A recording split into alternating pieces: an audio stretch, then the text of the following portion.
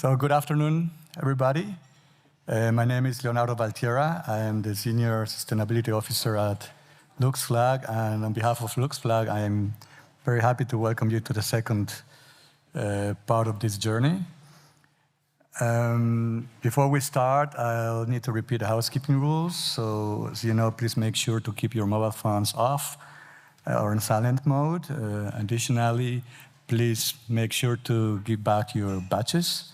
At the end of the journey, you can hand them over to the concierge or leave it at reception. And last but not least, if needed, please be informed there's a room upstairs in case you would like to meet people or if you need a room, the room is available, just let us know.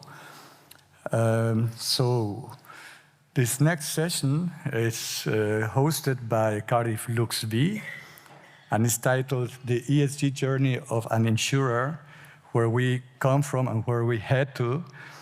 And so please welcome Arnaud Mirodet, who is actually the Director of Asset Management at Cardif Lux, and he's going to join the session for us now. So please welcome Arnaud.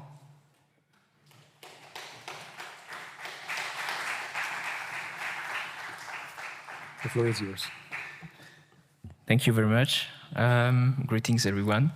I'm Arnaud Mirodet, as you can see on the picture. It's me. That's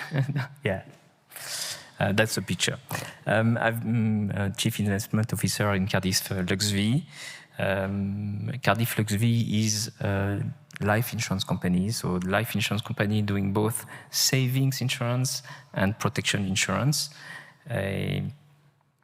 We operate on the local market, so in Luxembourg, and as well on in Europe, in many countries, under the freedom of services, under the EU regulation.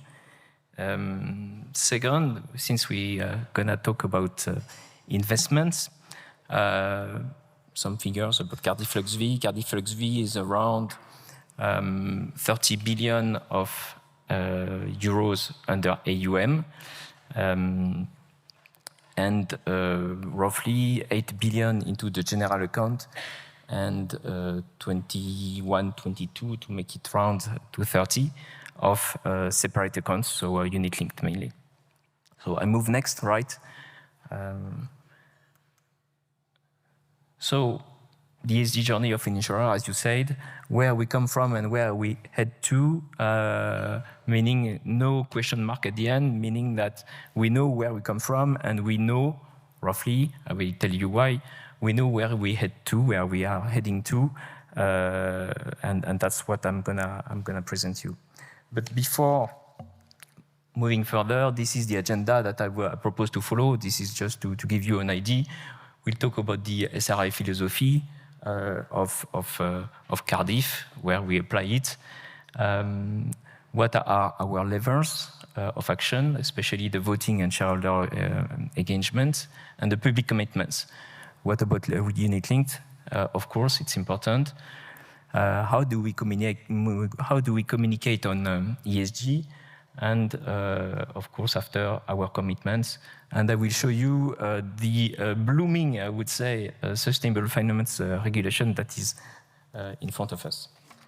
But first, I will start by the conclusion. So the conclusion is, I would say, summarized in this sentence. A 2-degree world might be insurable, a 4-degree would certainly not be. Do you know who said that? No, you don't know. So it's an insurance, it's the CEO of an insurer, a big one. And this is Henri de Castres, you know. And he continues, and I will read, I need my glasses. And this is back to 2015, where he said, the debate is no longer about whether, it's about when. The Intergovernmental Panel on Climate Change is unequivocal. The climate system is warming, and many of the observed changes are unprecedented. He continued, so what does it mean concretely for an insurer? let me start by recalling that the insurance stands on two legs. First one, the protection of people, of goods, and physical assets on the one side, and on investments on the other side. And investments to enable protection on the other side. And this makes insurance one of the only industries with a role to play in both the adaptation and mitigation aspects of the climate issues. So I could stop here, right? I think everything is summarized into this sentence, but enough talking about the competition and its former CEO. But what he says is sound, is finally a sound judgment, so it can apply to everybody. I will show you then, as asset managers and asset manager within an insurance company, what is our ecosystem and what is our different stakeholders. So we are, I'll take the microphone.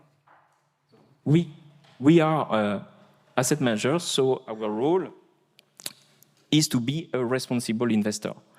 So we have ESG process, exclusion list, ESG analysis, SRI investment. This is what we intend to do. Of course, we invest. We are investors, so we invest into companies to finance the growth. So investing is and selecting our investments is our strong power to selection the best assets and to selection the assets and the companies that have a lower impact on the environment. Of course, we have clients and we tend to serve them. So we have products, policies, labeled unit-linked, and some are, many are labeled Lux flagged. So this is important. We need to be transparent, of course, and we need to have a lot of pedagogy to explain what we are doing. We are part of a group. This is important because Cardif Lux Vie is part of BNP Paribas Cardif Group and to BNP Paribas Group. So we have a lot of stakeholders and colleagues with whom we exchange our views.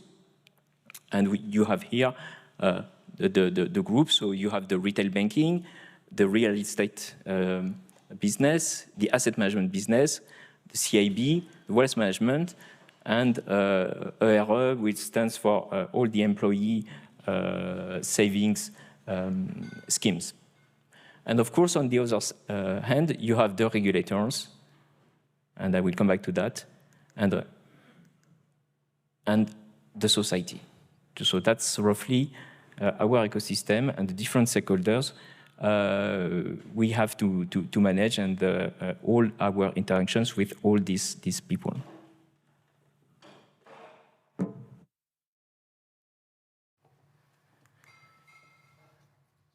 So Cardif, as you saw earlier with Henri de Castres quotation, it is in the interest of all the insurers to act on climate change. And so it is our own interests, but we have not weighted the different stakeholders or strategic plans of the group or the sustainable regulations to move forward. I will show you that later. But nowadays, these, I would say, three main stakeholders are very important. So stakeholders, you have the NGOs, the client, the partners, strategic plan. We are part of a group again, and we have a lot of commitments to achieve, as part of the group, some sustainable goals. And of course, you have the regulation, which is coming and increasing years after years. So this is the journey. This is our journey. So our journey can be divided into three main periods. The first period is the early movers. So the early movers, so this is before 2010, early movers, and we were part of them. So you can see it started in 1992 with the Rio Summit and moved to 2005 with the PRIs. and corresponding to our investment policies, you have we deployed in 2007 our first ESG scoring, and in 2008 we implemented our ESG criteria. Then you have the second period. The second period for us is 2010 to 2017. And this is where we implemented then the ESG scoring, the providers, with the proprietary scores. We developed our own scorings as well. We did negative scorings. We implemented the PRIs, etc., etc., etc. And we implemented, of course, a carbon policy to reduce our footprint on the environment. And the third one, the third pillar is 2017 onwards. And you see a lot of regulation coming in as well. And we developed more and more the impact investing. So having an impact on the society, having an impact on the environment. And this is where we are too. And we need to, of course, I will come back to that, we need to measure it. And I will come back to that. Cardif Lux Vie SRI philosophy stands or is based on three main pillars. So the first one is being selective on our investment decision. So this is taking into account ESG criteria, reducing then our investment universe, and targeting at positive impact investments. Second one is on the voting policy and our engagement. So voting to general meetings, this seems to be normal, but I can tell you that some time ago we didn't vote. And then we started to implement our voting policies at the general meetings, trying to influence and impact the management of the companies we are invested in. Engaging with the stakeholders, this is a more and more important part of our policy. Engagement, and I'll come back to that a bit later, and committing, of course, collectively to reduce carbon emissions. And the last one is take action against global warming, and I will come back to that a bit later, and show you what are our actions and what are our commitments. So each of our investments is analyzed by in four stages. First, the ESG analysis, which is can answer or can reply to the question of the availability of the financial data. The ESG integration, so the deeper the ESG integration is, the more extra financial data we need as well, on the thematic and on the positive impact, and I will enter into the details. So studying the E, the S, and the G of an investment is the base of the basis of our investment practice, and the analysis can be quantitative or qualitative. And this is to show you that today 95% of our investments are ESG integrated, so they go through our ESG analysis. Today is more 96% anyway, and only 4% are not analyzed. And why? Because some assets, are more complex to go through the screening. It can be some specific products, alternative funds, etc., etc. So you see, you have fully covered, ongoing, and not covered at all. And you see that most of them are covered or ongoing to be covered.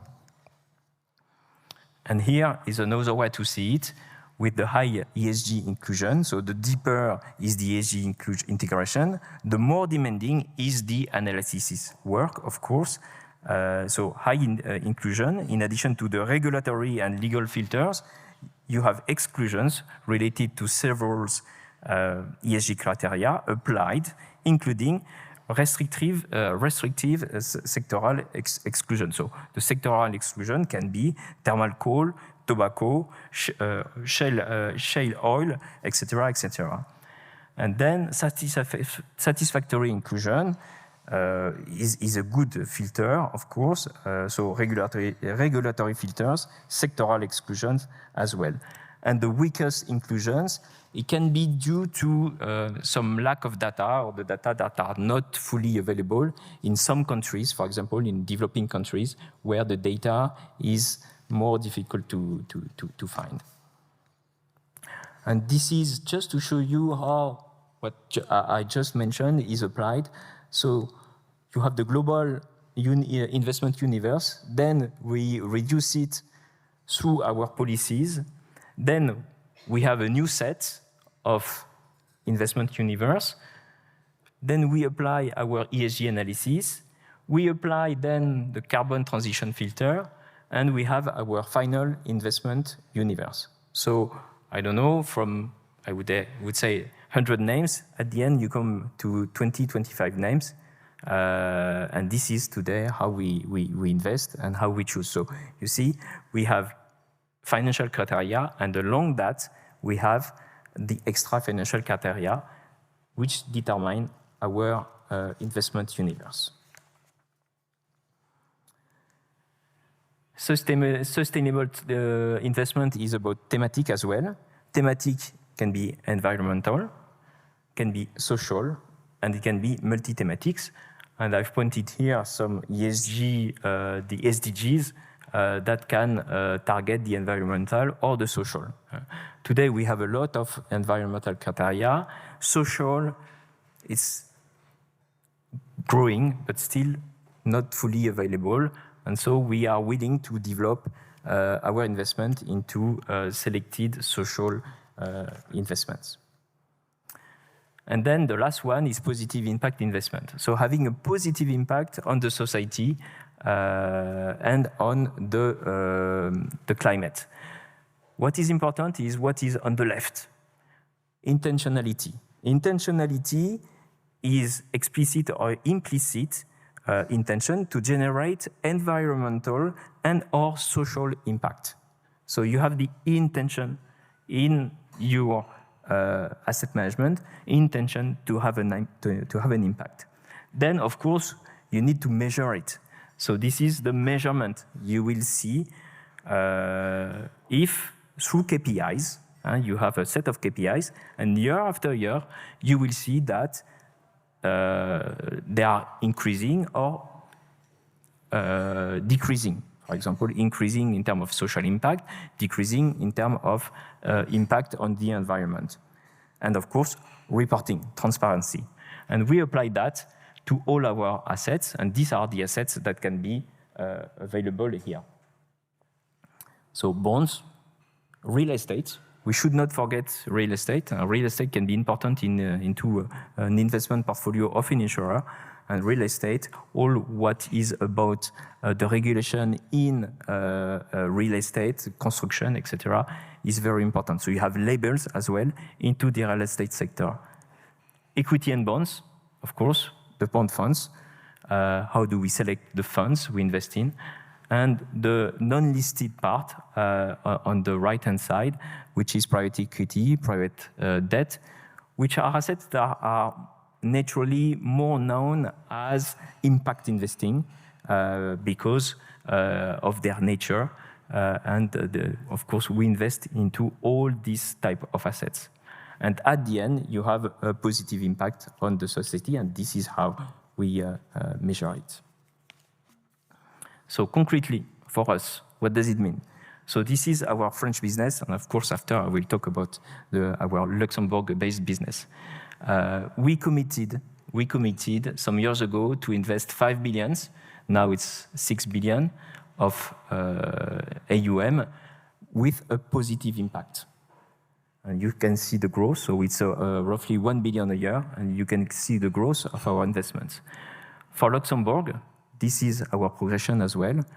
And this means, as a whole, 400 million, here not billion, but million for our general account. So this is important commitment for us in terms of positive impact investments. Voting and shareholders engagement. As I mentioned, engagement is something very important today. How do we engage with asset managers? So the funds we invest in, so we will engage with them to discuss what they are doing in their portfolio, in their funds, to implement the ESG practices. Dialogue with corporates, so we invest directly into companies, into equities or bonds, and we discuss with them. Voting, I already mentioned. So today we vote at 98% of the general meetings, and some people like to see what are the resolutions we vote against, and we voted against for 14% of the resolutions. And these resolutions are linked to the E or the S or the G, often of the ESG policy. And collaborative engagement, we engage with our colleagues from BNP Paribas Asset Management in a specific action, which is Climate Action 100+, to have impact and to engage with limited but strongly with some companies. Public commitments, as I mentioned, on real estate, with some very precise objectives. So our portfolio, our investments, the buildings we are investing into needs to have a certain efficiency, objective efficiency. Positive impact investment, I mentioned it already. Exit from thermal coal, this is our commitment as well. And net zero CO2 emission, and I will focus on that right now. Because we joined the Net Zero Asset Owner Alliance, not the insurance asset alliance. Why asset owner? Because we are a life insurance company and we manage funds, investments, and we thought that that was more suitable for us. So we commit to transitioning our investment portfolios to net zero greenhouse gas emissions by 2015. And these actions, of course, should allow investors to be aligned with the maximum global temperature rise of 1.5 degree on average on the globe. And you have our engagement here and the different engagements targets on sectors, on decarbonization, and on financing transition. Unit link, should not forget our unit link as well, portfolio. Our sustainable funds, 40% of the AUM are labeled today and are labeled as well on the local market. And the other unit link are classified Article 8 or 9 of the SFDR regulation. Communication, we are fully transparent in our communication. This is the countries, France, Italy, and of course Luxembourg, in which we develop in Europe general funds. And we can find everything on our website, alongside with our mother company, BNP Paribas. So what is coming ahead? Ahead, we have some challenges. First one is integrate some new indicators. Biodiversity, taxonomy, social indicators, which are today missing. We want to continue to act on climate change, so to enhance our data and indicators. So the data is something very important. Everybody wants to have data, reliable data, and this is something that, of course, we are challenged with.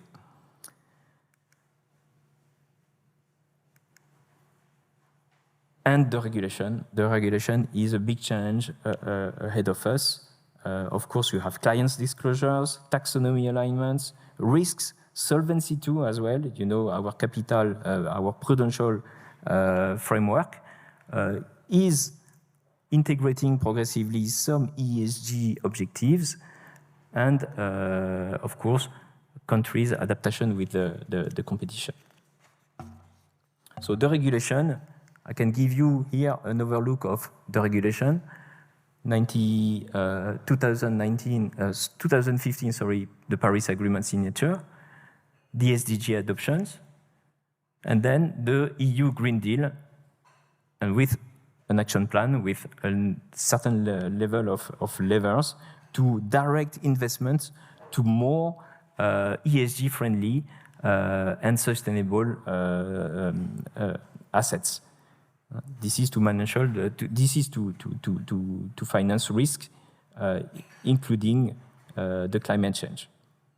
And we, of course, promoting transparency. Once again, transparency is something very important. 2021, the Sustainable Finance Strategy, and the goal to make Europe the first continent in the world to be climate neutral. This is a very complex one, but this is, I will not enter into detail, but this is to show you how this is complex, and this is one of our challenge. And as I mentioned, everything is interconnected, and as you can see, our Solvency II regulation for insurance is coming into this ESG, taking into account ESG to integrate sustainability into prudential requirements. So one example, if some requirements, if you have a more sustainable investment portfolio, the less capital charge, for example, will be applied to your business. So this is something very strong, very powerful to incentivize everybody to move towards ESG. I will focus on the end to give you an explanation or an illustration of what is sustainable for us. So at the end, you had a shock epic, for example, very easy to understand, nothing on the box except a gift. Maybe you had a gift. After, you have, as I would say, a nutritious promise. So there's a promise you are moving towards, and then promotion of the nutritional characteristic and evidence.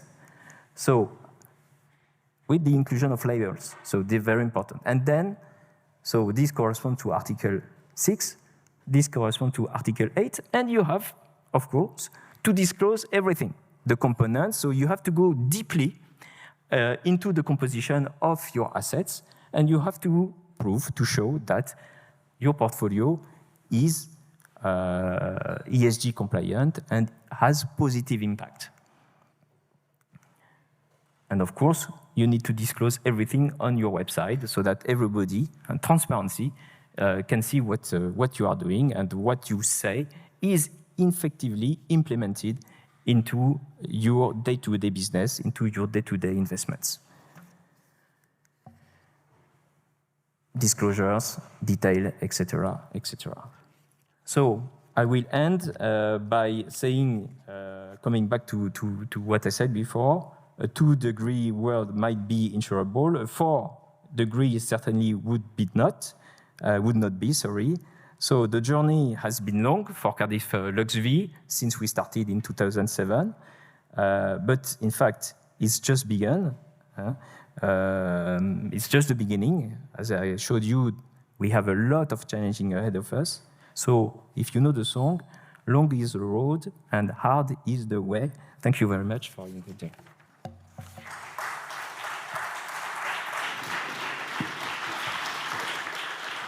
Thank you very much, Arnaud. So I don't know if anyone here in the public wants to ask some questions. A question over there.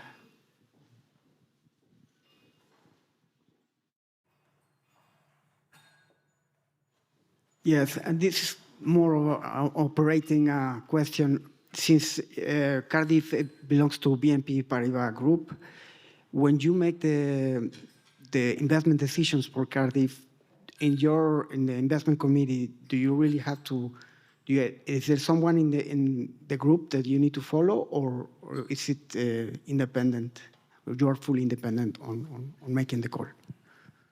In terms of selecting the assets, or more broadly? Just investing on a particular asset. Okay. As I showed you a bit before, I mean, we are part of BNP Paribas Cardiff Group.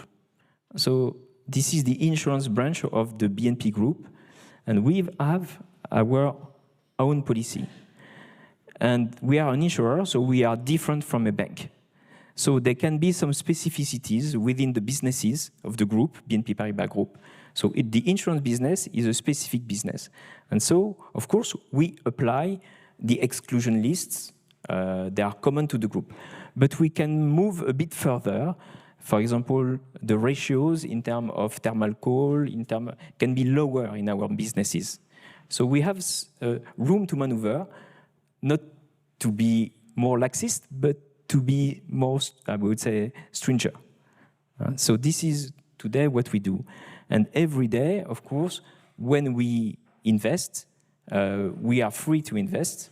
And of course, beyond the exclusion, if you exclude, I would say the exclusion, excuse me for the word.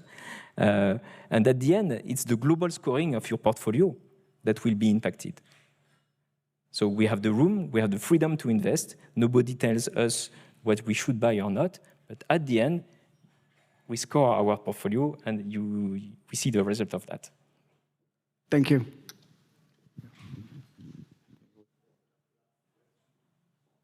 Horton. Yeah, this is the last question, timekeeping. Thank you, sir, for the lovely presentation. So my question is I understand insurance company are on risk of both sides. One side, lots of claim because of physical hazards or physical claims. And other side, there is a risk of depreciation of the assets because of the transition risk. So my question is, how do you factor in the uncertain world of more extreme weather event? In the premium, in the price of premium, how do you factor in the uncertainty related to extreme weather event? Because we still don't have clear data what will be the future of extreme weather event. How do you factor into the insurance premiums? So I will rephrase, and I will tell me if I understood well your question. Your question is there a premium in the price of your assets that we buy? No, to the insurance, to insure. So insurance premium, if I have to buy insurance from you, maybe the price will be increased. Okay, from the insurance premium from the client. Yes. Okay. So this relates to the product for us. The premium is rated, so the money the client pays us to cover a risk, right, is about a product. And as I showed you, the premium the invested into a product. So the client is aware of what is invested to. And this is our duty as well. As you know, when you sell a product, you have to present to the client his ESG preferences. You have to define the profile of the client. And then you can guide the client towards a product or another. So this is how we distribute our products to our clients and to our partners. Is it clear, or did I answer your question or not? I think not correctly, but I wanted to know how do you charge more premium for the, you mentioned in the first line that 4-degree world is not insurable. That means that cannot be insured, right? The first line when you started with the presentation. 2-degree may be insurable, but 4-degree is not insurable. That means you will not able to insure. You will not able to insure that particular building of life insurance or anything. So why you will not able to insure? Because maybe it will be too costly to insure, or I don't know. No, but we don't exclude any client. I mean, every client is welcome. So once again, I come back to the product we sell to the clients. Today, these are part of the general conditions of the product we sell. We are not a property and casualty insurer. So maybe your question, I can guess, is more oriented to P&C insurance and not to life insurance, right? But this is part of the exclusions, maybe on the general conditions of the product and not directly linked to the investments. But after, I mean, we exclude no clients. Everybody can come. We have some insurers have some exclusions in their products, and that's it. But there's no real correspondence into how we invest the premium. This is more on the selection of the clients. Thank you. Well, thank you, Arnaud, for You're welcome. Great insights. Thank you to the audience as well, of course, for the questions. And last but not least, thank you to Cardif Lux Vie. And so we'll move on forward.